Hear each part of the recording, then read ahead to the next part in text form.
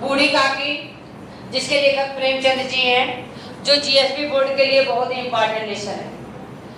कलम के जादूगर मुंशी प्रेमचंद की कहानी बूढ़ी काकी के बारे में आप लोगों को आज मैं बताऊंगी, जो हमारे जीएसपी बोर्ड स्टैंडर्ड 10 के लिए वेरी इंपॉर्टेंट है। सबसे ज्यादा क्वेश्चन जो होते हैं इसी लेसन से बच्चों आते हैं। तो मुंशी प्रेमचंद को कलम का जादूगर बोला जाता है और इनका मूल नाम धनपत राय था। ये भी क्वेश्चन आता है आपको कि मुंशी प्रेमचंद का मूल नाम क्या था? धनपत राय था। और एक कलम के जादूगर, इनके उपन्यास इतना फेमस हो गया होगा कि लोग इनको विश्व स्तर पर जाने लगे।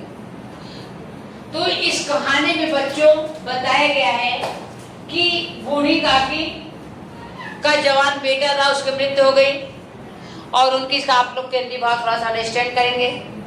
और उनके पति की भी मृत्यु हो गई। उनके घर पे और कोई परिवार था नहीं कि वो उनको अपनी संपत्ति दे सके, इसलिए बूढ़ी काकी ने बच्चों अपनी संपत्ति अपने भतीजे को दे दिया था। तो बूढ़ी काकी का बुद्धिराम क्या था? बूढ़ी काकी का भतीजा था। बुद्धिराम बूढ़ी काकी का भतीजा था। बूढ़ी काकी का भतीजा, भतीजा यानी मायके के भाई का बेटा। और बुद्धिराम बूढ़ी काकी का भतीजा था।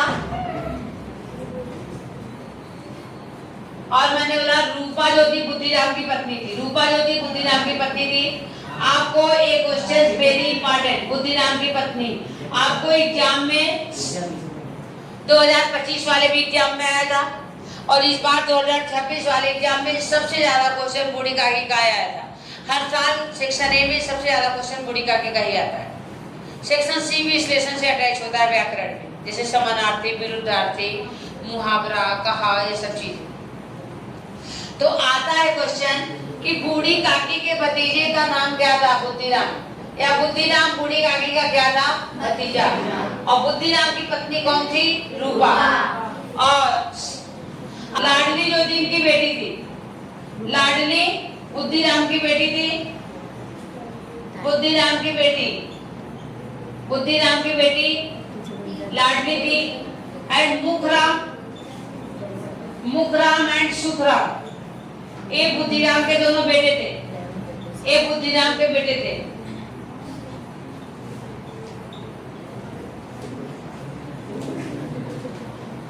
ये बच्चों बुद्धिराम के बेटे थे। तो एक बार की बात थी,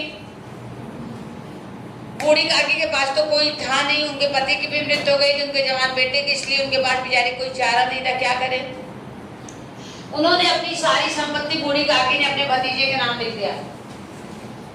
बूढ़ी काकी का भतीजा जो बुद्धिराम था, संपत्ति को लेते समय बड़े लंबे चौड़े शब्द बाग दिखाना, ये आपका देखो सेक्शन सी से क्वेश्चन, शब्द बाग, शब्द बाग दिखाना। शब्द बाग दिखाना मतलब झूठे भरोसे दिलाना। शब्द बाग दिलाना मतलब झूठा भरोसा दिलाना। मैंने कि बड़े लंबे चौड़े वादे करना, बड़े भरोसे दिलाया कि काकी आप मुझे अपनी संपत्ति दे दोगी तो मैं आपका बहुत सेवा सत्कार करूंगा, कभी आपको कोई परेशानी आने नहीं दूंगा।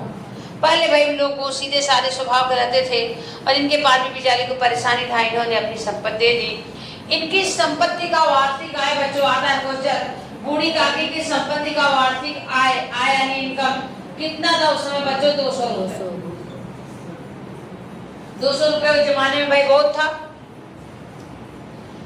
अब जब हो गया, संपत्ति लिख दी, अब बूढ़ी काकी भाई उनके घर पे रहने लगी। बच्चे बहुत परेशान करते थे क्योंकि बच्चे जैसे घर का संस्कार देखते हैं, बच्चे बच्चों से वैसे ही होते हैं। अपने घर पे बच्चे जो थे, रूपा बहुत परेशान करती थी बूढ़ी काकी को और बुद्धिराम बहुत परेशान करता था, खाने पीने को लोग नहीं देते थे बराबर, इसलिए बेचारी बहुत परेशान करती थी बूढ़ी काकी। तो जैसे घर का माहौल होगा बच्चे वैसे ही होंगे, जैसे घर का जिसके संस्कार रहेगा बच्चा उसके घर का वैसा ही होगा। समझ रहे हो ना? अगर कोई उस घर परिवार में बूढ़ी काकी को प्रेम करता था, लाडली, यहाँ तक कि बच्चे को घर पे चबाना यानी जो दाना मिलता है, ममरा जिसको हम लोग बोलते हैं, खाने को मिल जाता था, बच्चे से बूढ़ी काकी बोलती थी ऐसे मुझको दे दो, बच्चे चिमटी काट कर भाग जाते थे। जो मुखराम सुखराम थे लड़के दोनों, चिमटी काट कर भाग जाते थे, ऐसे मुंह चिढ़ाते थे। अब कभी बोलती थी सब पानी दे दो, पानी जब ऐसा बोलती थी ना, ऐसा पानी मुंह में लेकर के ऐसे उनके ऊपर कुल्ली करके भाग जाते थे बच्चे। क्योंकि वो घर का, क्योंकि जब भी वो उसकी माता से रूपा से बोलती थी, थोड़ा बूढ़ी काकी को कोई भी शौक नहीं था। बूढ़ी काकी को अगर कुछ शौक था खाने का, वो बोलती थी, रूपा को बोलती थी, वो भी गुस्सा हो जाती थी। बुद्धिराम को बोलती थी, वो भी गुस्सा हो जाता था, पेट है कि आग है, पेट में आग लग गई है तुम्हारे, ऐसी ऐसी बातें बोलती थी। बच्चे वही सुनते थे। लेकिन उसमें भी लाडली बहुत प्यारी थी, बहुत अच्छी थी। लाडली अगर कोई दुकान से सामान आता था या कोई अपने घर में पार्टी थी, छुपा के रखे रहती थी। लेकिन अपने भाइयों के डर से बूढ़ी काकी के पास बैठकर खिलाती थी। अगर उसका भाई लोग देख लेता था तो जाकर के अपनी माँ से कंप्लेन कर देते थे, तो उस लाडली को उसकी माँ डांटती थी। अब क्या हुआ, एक बार बच्चे थोड़े बड़े हो गए, मुखराम का तिलक था, आएगा कि बूढ़ी ने किसके तिलक का उत्सव चल रहा था बच्चों, बेरी पाटन मुखराम के तिलक का उत्सव चल रहा था।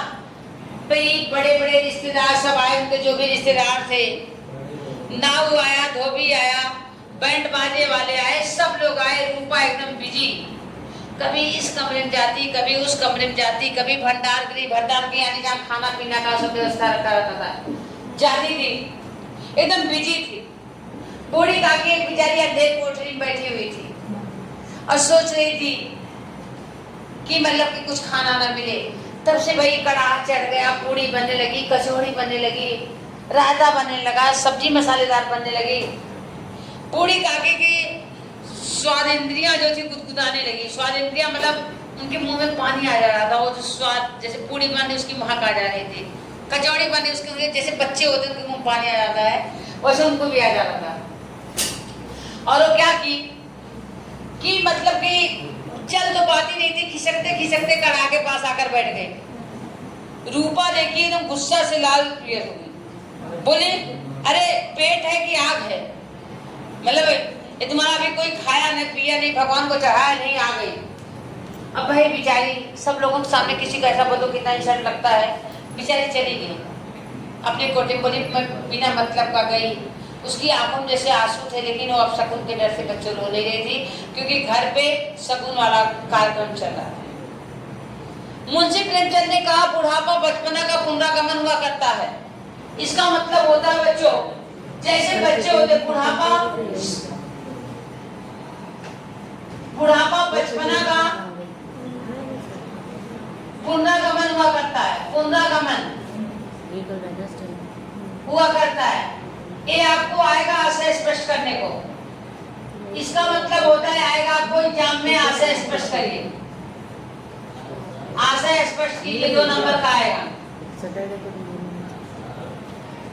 इसका मतलब होता है कि बुढ़ापा और बचपना की कुछ हरकतें सेम होती हैं। जैसे बच्चों को मान सम्मान का कुछ फर्क नहीं पड़ता, बच्चों को डांट दो मार दो फिर बच्चे मान जाते हैं, उसी प्रकार के बच्चों क्या होते हैं, बुढ़ापा लोग होते हैं, उनको जो होता है मान सम्मान का कुछ फर्क नहीं रहता है। आप उनको डांट दो फिर वो जो है बच्चे मान जाते हैं, ठीक है ना। बच्चों के समान तो कुछ हरकतें जो होती हैं दोनों की एक जैसी होती हैं, इसीलिए बोला गया है बुढ़ापा और बचपना क्या होता है, दोनों एक जैसे होता है। अभी बच्चे लोगों को आप डांट दीजिए, मार दीजिए, फिर थोड़ी देर में उनको बुलाइए कि हम आपको ये सामान दे रहे हैं, चॉकलेट दे रहे हैं, मिठाई दे रहे हैं, वो बच्चे जो है तुरंत खाने पीने लगते हैं। बुढ़ापा बचपना का पुनरागमन हुआ करता है। बुढ़ापा में दिमाग कमजोर हो जाता है, दांत गिर जाते हैं, समझो, हड्डियां कमजोर होती हैं। बच्चों की तरह वृद्धों को, बूढ़ों को मान सम्मान का कुछ फर्क पड़ता नहीं है। उनकी इच्छा बचपन की अधिकांश बातें दोनों में समान होती हैं, इसलिए बोला गया बुढ़ापा बचपना का पुनरागमन हुआ करता है।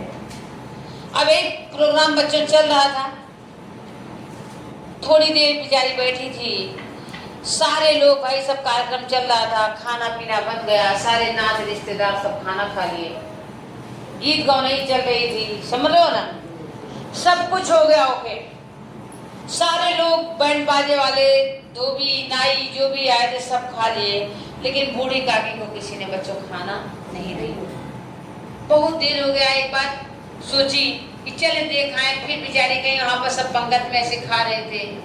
मतलब तुरंत गया वो बुद्धिराम, मतलब बूढ़ी काकी से रहा नहीं गया, सब लोग खा पी लिए थे। फिर वापस चली गई।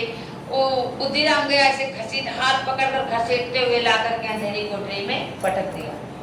और दोनों पति पत्नी सोच रहे थे कार्यक्रम जब कंप्लीट हो जाएगा तब बताऊंगा इनको कि मेरी भी इंसल्ट करवाई, बेइज्जती करवाई।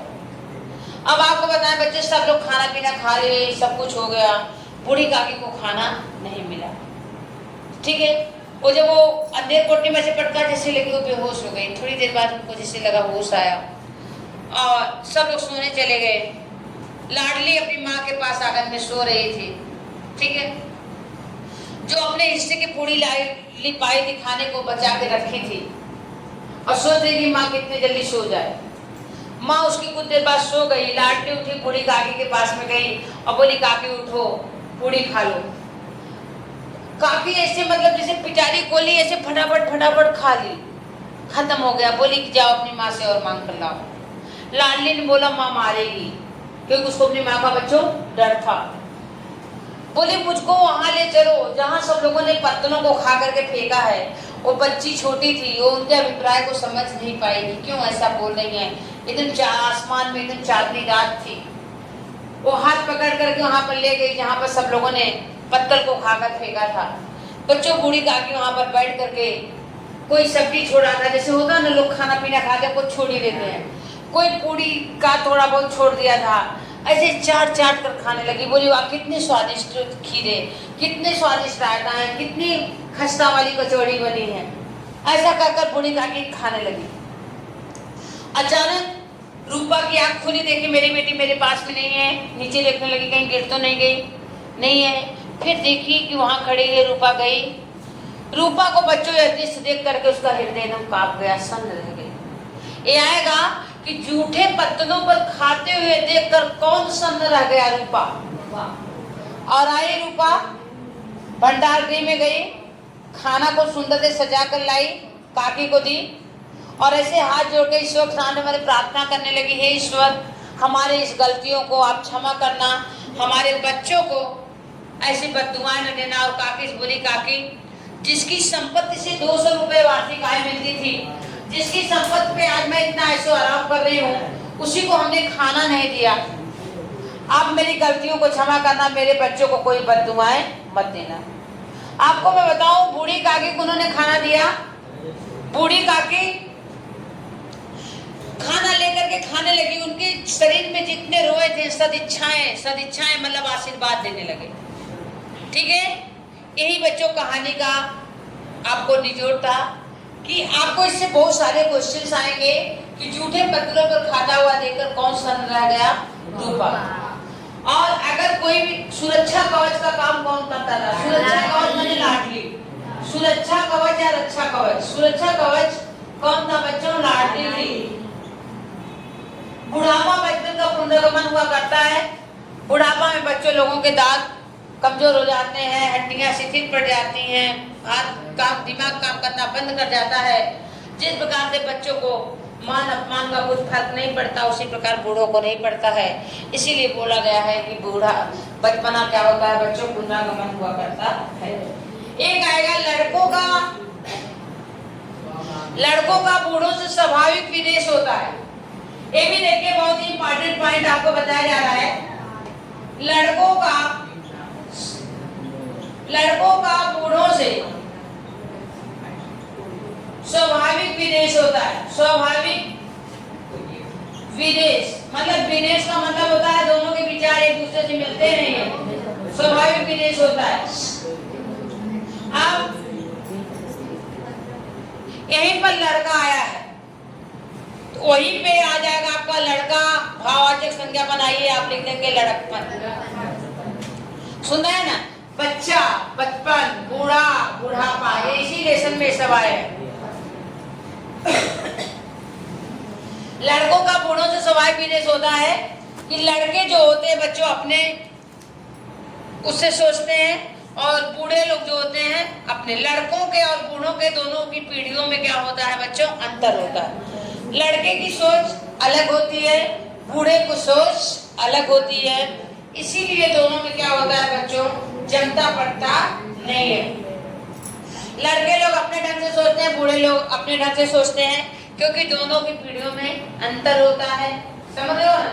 इसीलिए बताया गया है लड़कों से और बूढ़ों से क्या होता है बच्चों, स्वाभाविक विदेश होता है। विदेश का मतलब दोनों के विचार एक दूसरे से मिलते जुलते नहीं। जैसे भी आप लोग जो है बाहर घूमने जाओगे 7 बजे 8 बजे, जो बूढ़े लोग होंगे उनको पसंद नहीं होगा।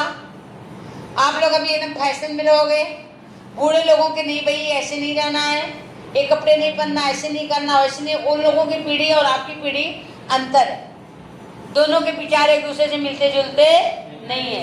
इसलिए बोला गया लड़कों से बूढ़ों से स्वाभाविक विदेश होता है। और बूढ़ी काकी बच्चों कैसे रोती थी, गला फाड़ फाड़ कर रोती थी। कैसे रोती थी बूढ़ी काकी,